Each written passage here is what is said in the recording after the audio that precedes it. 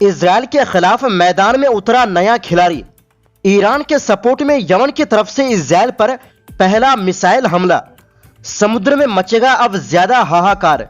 इनके अलावा क्या मजबूरन ईरान बनाएगा परमाणु बम? उल्टा पड़ेगा अमेरिका इजराइल का हमला। ईरान ने एनपीटी से भी बाहर निकलने का कर दिया ऐलान। न्यूक्लियर रेस की तरफ बढ़ेगी दुनिया। इधर अमेरिका और इजराइल के हथियार खत्म होने के कगार पर, उधर ईरान सस्ते ड्रोन और मिसाइलों से लगातार वार। क्या इसी वजह से जंग रोकने की भीख मांग रहा डोनाल्ड ट्रंप? दोस्तों, मिडिल ईस्ट में जारी जंग अब और फैलती दिख रही है, क्योंकि अब एक नया खिलाड़ी खुलकर मैदान में उतर चुका है, अंसारुल्लाह यानी यमन के हौथी। इजरायली मीडिया का दावा है कि यमन से दागे गए एक बैलिस्टिक मिसाइल को इजराइल की एयर डिफेंस सिस्टम ने इंटरसेप्ट कर लिया, जिससे कोई बड़ा नुकसान नहीं हुआ।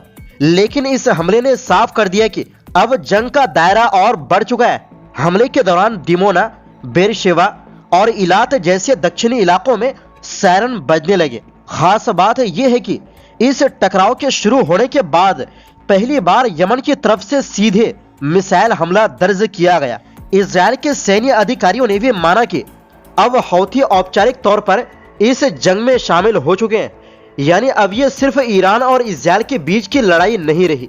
हौथी संगठन के सैन्य प्रवक्ता यहिया सरी ने ऐलान किया कि उन्होंने दक्षिणी इजराइल में संवेदनशील सैन्य ठिकानों को निशाना बनाया है। उन्होंने कहा कि यह हमला ईरान और हिजबुल्लाह के साथ मिलकर चल रही कार्रवाई का हिस्सा है।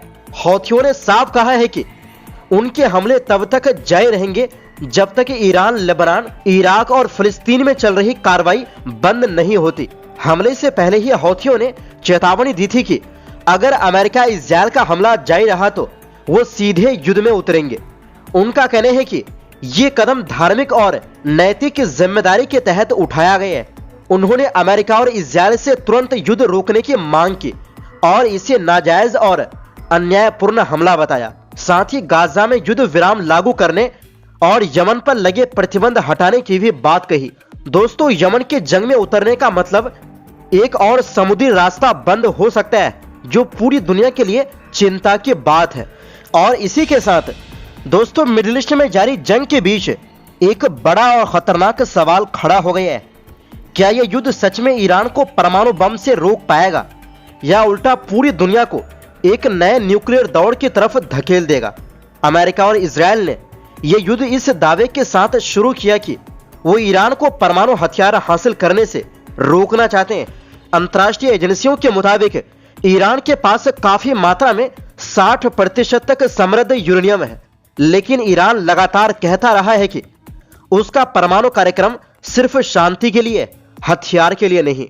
लेकिन अब जो हालात बन रहे हैं वो बिल्कुल उल्टा इशारा कर रहे हैं। लगातार हमलों और दबाव के बाद अब यह बहस तेज हो गई है कि कहीं यही युद्ध ईरान को परमाणु बम बनाने के लिए मजबूर ना कर दे।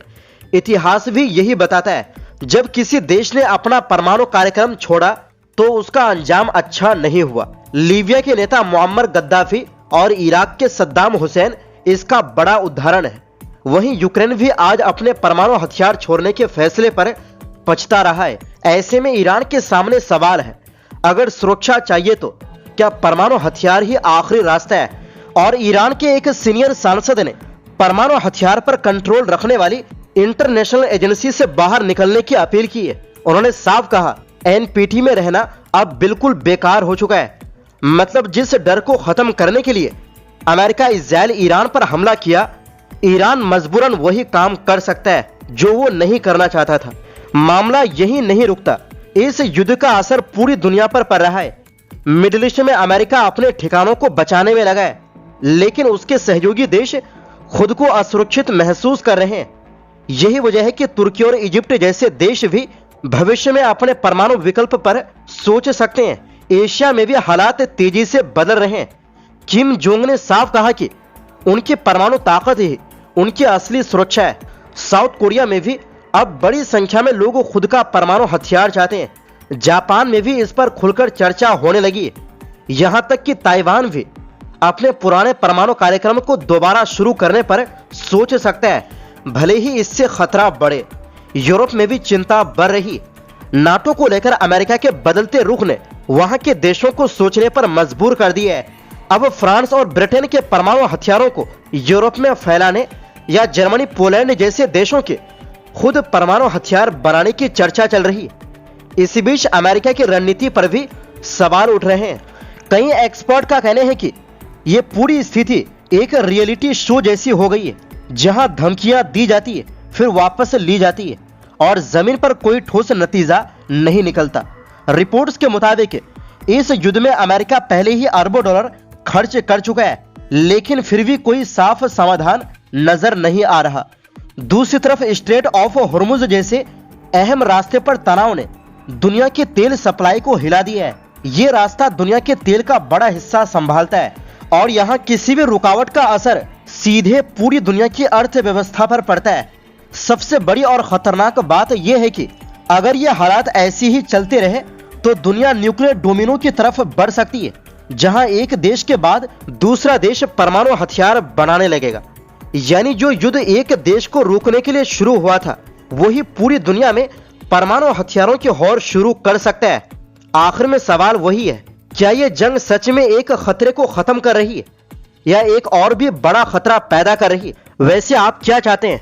क्या ईरान को परमाणु बम बनाना चाहिए कि नहीं? अपनी राय कमेंट बॉक्स में जरूर दें। और इसी बीच दोस्तों, मिडिल ईस्ट में चल रही जंग अब दूसरे महीने में पहुंच चुकी है, लेकिन अब सबसे बड़ी चिंता सिर्फ मैदान में हो रही लड़ाई नहीं है, बल्कि एक बहुत बड़ा और खतरनाक सच सामने आ रहा है।